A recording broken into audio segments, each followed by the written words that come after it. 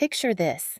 You're standing in a room buzzing with life, surrounded by laughter, the clinking of glasses, and the soft hum of music weaving through the air. Golden fairy lights twinkle above, casting a warm, magical glow over a long dining table where you sit with your colleagues, your heart pounding with anticipation. You've spent 5 years pouring your soul into this company. Late nights, tough problems, mentoring others without being asked, and tonight, it's supposed to pay off. This is your promotion party, the moment you've dreamed of, the validation you've earned. But in an instant, it all shatters. Your boss announces someone else's name, someone who's been there for just 3 months, and you're left smiling through the sting, clapping for them while a storm brews inside.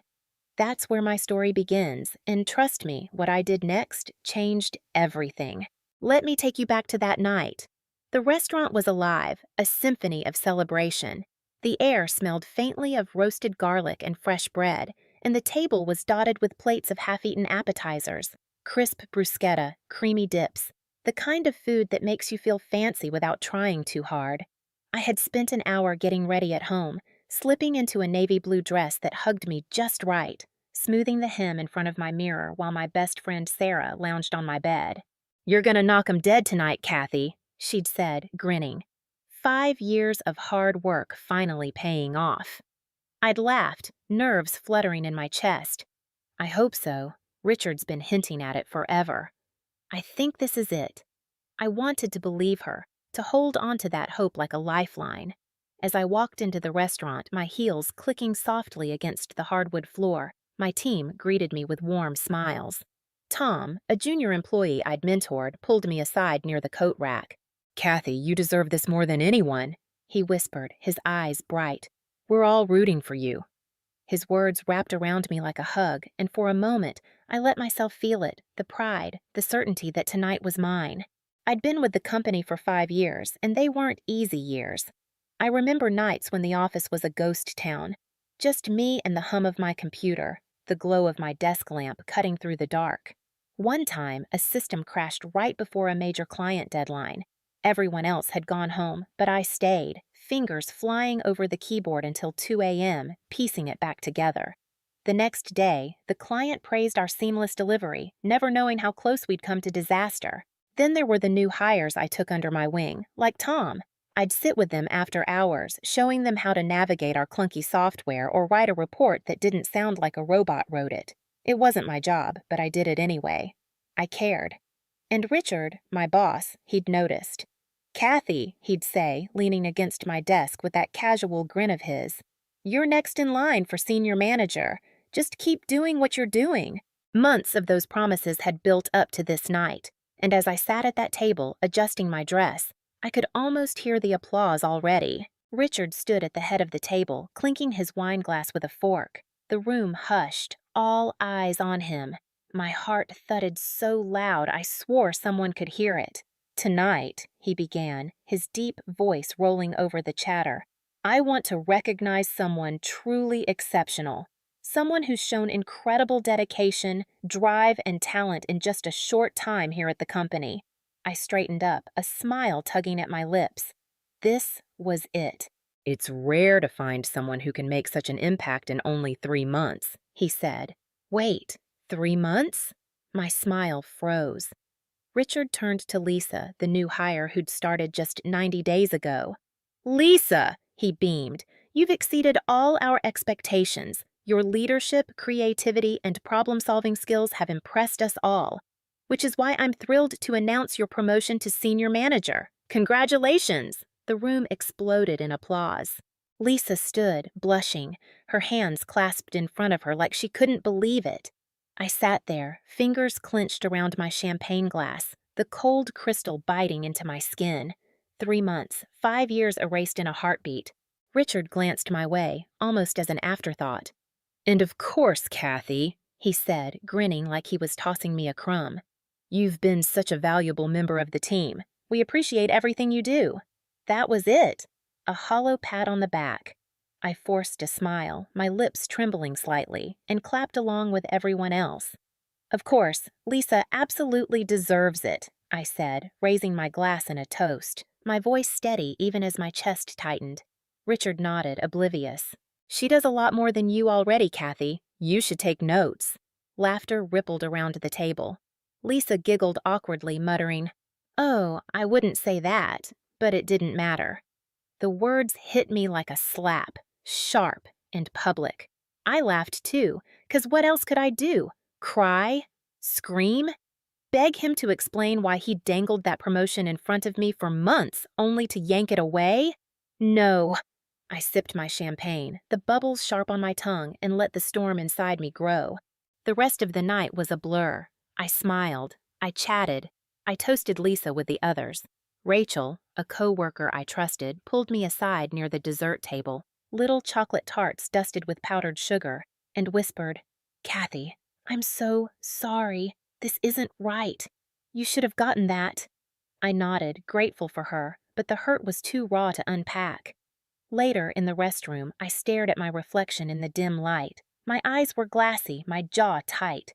5 years, late nights, sacrifices, loyalty. And this was my reward? Humiliation at my own celebration?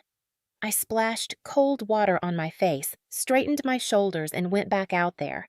I wouldn't let them see me break. But when I stepped outside into the cool night air, the party finally over, something shifted. The street was quiet, just the distant hum of traffic and the rustle of leaves in the breeze. I pulled out my phone, my fingers trembling as I typed an email to HR. Subject: Resignation Letter Submission. Dear Richard, please find my official resignation letter attached, effective immediately. Best, Kathy. I hesitated, my thumb hovering over the send button. This was it, no going back. I hit send, and as the email whooshed away, I exhaled. Relief flooded me, unexpected and sweet. I wasn't done yet, though. Richard had no idea what was coming. Monday morning, I walked into the office with a quiet satisfaction. The receptionist smiled at me like nothing had changed. My coworkers chatted over coffee in the break room, and Lisa sat at her desk, glowing from her new title. I wasn't mad at her. She hadn't orchestrated this. The real problem was in the corner office, behind that frosted glass door. Richard had lied to me, made me believe I was valued, then tossed me aside. I settled at my desk, calm as ever, waiting for him to find that email. Right on cue, his door swung open. "Kathy, my office now!" His voice cut through the room, urgent, almost panicked. The floor went silent, eyes darting between us. I stood slowly, smoothed my blouse, and walked in, the door clicking shut behind me. He was already seated, my resignation letter printed out in front of him. "You're leaving?" he asked, incredulous, his eyes searching my face. "Yes," I said, sitting down, hands folded in my lap. "Effective immediately. But why? This is so sudden. We didn't discuss this." I let out a soft laugh. "We didn't discuss Lisa's promotion either, but here we are." His jaw tightened. "Kathy, that wasn't personal. She just outperformed you." "She's been here 3 months, Richard," I said, tilting my head. "But sure, if that's what you believe." He leaned forward, his tone softening. "You know I appreciate you, right? You've been such an important part of this company for 5 years. I don't want to lose you." I stared at him, letting his words hang there, dripping with irony. "You don't want to lose me," I repeated, raising an eyebrow. "But you had no problem overlooking me for a promotion I earned. You had no problem laughing when I was humiliated at my own party. You had no problem telling me to take notes from someone who just got here." His smugness faltered, just for a second. "Look," he said, running a hand through his hair, "maybe I made a mistake. Maybe I should have handled it differently. But resigning out of nowhere? This isn't the right move, Kathy. You're making an emotional decision." I smiled, cold and deliberate. "I sent that email Friday night, Richard. If this was just emotion, I'd have stormed out right then. But I didn't. I planned this. I'm leaving on my terms." His hand clenched into a fist on the desk. He wasn't used to this, me holding the power. "So what's your plan?" he snapped. "Go to a competitor? Because I'll remind you, we have non-compete agreements." I laughed again, softer this time. "Oh, I don't need a competitor," I said, standing up. "You see, Richard, while you were busy ignoring my contributions, someone else wasn't." He frowned. "What do you mean?" I took a deep breath, savoring the moment. Do you remember Andrew Carter, the CFO you let go last year? His face stiffened. Andrew had been brilliant, a cornerstone of the company, but he and Richard had butted heads too often. Richard forced him out, thinking he could replace him. Andrew reached out to me months ago, I continued. He's starting his own firm and wanted me to lead operations, a director-level position. I turned him down at first. I was loyal to this company, but Friday night changed everything. I called him after the party, and he made the offer again. I accepted.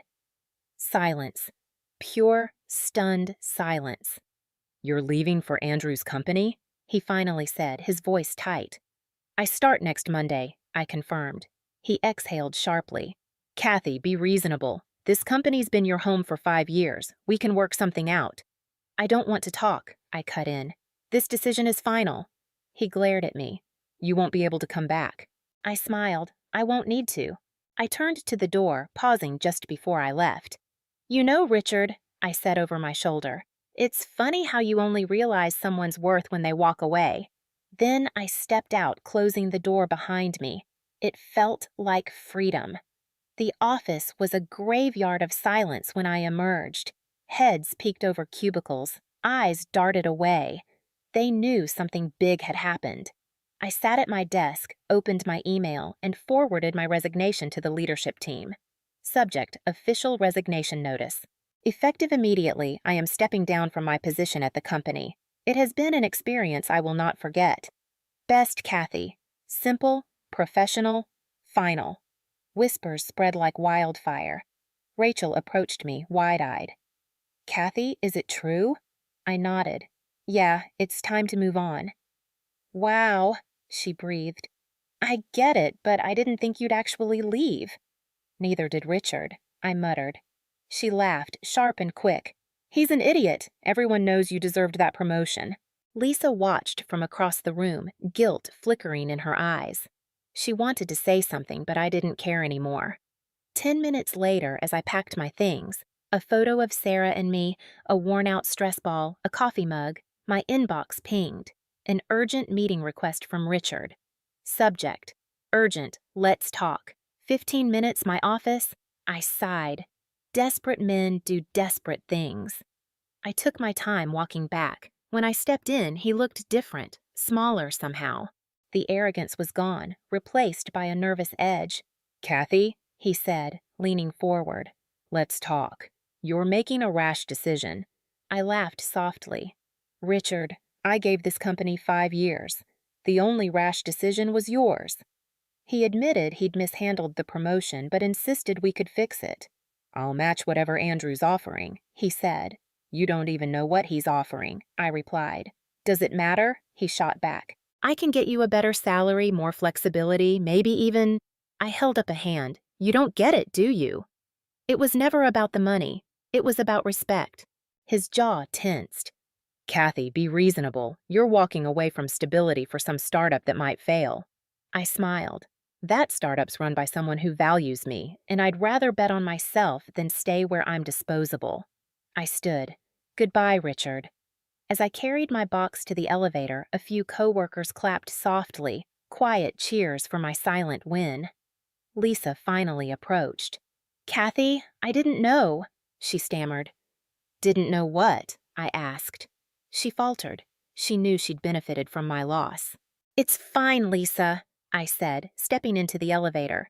Enjoy the promotion. The doors slid shut and I exhaled. This wasn't just an end. It was a beginning. The next Monday, I stood outside Carter and Associates, a sleek glass building pulsing with promise. It was smaller than my old company, but it felt alive, like a place where things were being built, not just maintained. I rode the elevator to the top floor, catching my reflection in the mirrored doors. Taller, somehow, more certain. My new office had floor-to-ceiling windows and a door I could close, a far cry from my old cubicle. My assistant, Emily, greeted me with a stack of files and a grin. Welcome, Kathy. Andrew's thrilled you're here. He says you're a game changer. I smiled, warmth spreading through me. During my first leadership meeting, Andrew turned to me. Kathy, I want you to lead our new operations initiative. With your experience, you're the best person for it. No games, no proving myself, just trust. I'd love to, I said, and my new team nodded like it was the most natural thing in the world. 2 days later, Rachel texted me, "Kathy, OMG, Richard's losing it. Everything's a mess since you left." I smirked. "He called an emergency meeting because no one knows how to handle what you did. Lisa's clueless. She doesn't do more than you. She doesn't even know what she's doing." I laughed out loud. Of course. Then the clients started calling. Mark Dawson from Dawson and Company rang me up. "Kathy, I heard you're at Carter and Associates. We've worked together for years. I trust you. Let's talk about moving our account." My heart raced, but I kept my voice steady. "Of course, Mark. What can I do for you?" Within a week, 3 major clients reached out, all saying the same thing. "Things aren't the same without you. We want to follow you." They weren't just accounts, they were proof of the trust I'd built, the value I'd always had. Rachel's updates kept coming. Lisa's drowning. Richard's yelling at everyone. The board's furious about the client losses. I could picture him, pacing his office, sweat beading on his forehead, realizing too late what he'd thrown away. That Friday, my phone buzzed with an email from him. Subject: a proposal. "Kathy, I'd like to have a conversation. I believe we can come to a mutually beneficial arrangement. Let's set up a meeting next week. Looking forward to your response, Richard." I laughed, leaning back in my chair. He was desperate, and I held all the cards. I replied slowly, deliberately. Subject: a proposal. "Richard, I'm available Monday at 10 a.m. Let me know if that works." Best, Kathy. I wasn't going to negotiate. I was going to watch him squirm. Monday at 10, I walked back into that glass building. The receptionist hesitated, unsure how to greet me. Coworkers stared as I passed. Richard's office felt smaller now, and he looked worse. Dark circles under his eyes, fingers tapping nervously. "Thanks for coming," he said, forcing a smile. "We need you back, Kathy." I sat, silent, letting him stew. "I underestimated your role," he admitted. "If you return, I'm offering a big raise, a senior executive title, full decision-making power." He waited for me to jump at it. I didn't. "So," I said, tilting my head, "you had 5 years to see my value. Instead, you passed me over for someone with 3 months, told me to take notes, and now, after losing clients, you're offering what I deserved all along." He flinched. "Kathy, come on!" I cut him off. "If I hadn't left, would I be here now? Would you have offered this out of respect, or only because you're scared?" His silence was deafening. I stood, smoothing my blazer. "Richard, you still don't get it. I never needed you. You needed me. And now you're finally seeing that." His face darkened, panic flashing in his eyes. I turned to leave, pausing at the door. "You should take notes, Richard," I said, throwing his words back at him. "Maybe next time you'll value the people who actually make your company run." I walked out, leaving him behind for good. Back at Carter and Associates, we were thriving. Our client list doubled, more jumping ship from Richard's chaos. Then, one Friday, Rachel texted, "Richard just got fired. The board forced him out. They couldn't recover from the losses." I leaned back, sipping my coffee, and smiled. Perfect. He'd thought I was replaceable. Turns out, he was. This wasn't just about leaving a job, it was about knowing my worth and refusing to settle. I'd spent years working silently, building something, only to be dismissed. But when I walked away, I built something better, somewhere that saw me from the start. Richard's downfall wasn't revenge. It was consequence, sharp and just. I'm thriving now, not out of spite, but because I bet on myself. And that feels human, real, and right. If this story hit you, if you've ever felt overlooked or undervalued, I want to hear from you. Like this video, share it with someone who needs it, and subscribe for more stories like this. Tales of standing up and owning your worth. Drop a comment below. Tell me about a time you walked away from something that didn't see you, or when you saw someone else do it. Your story could light a spark for someone else. Because here's the truth. Your value doesn't shrink just because someone can't see it. Know your worth and never settle for less.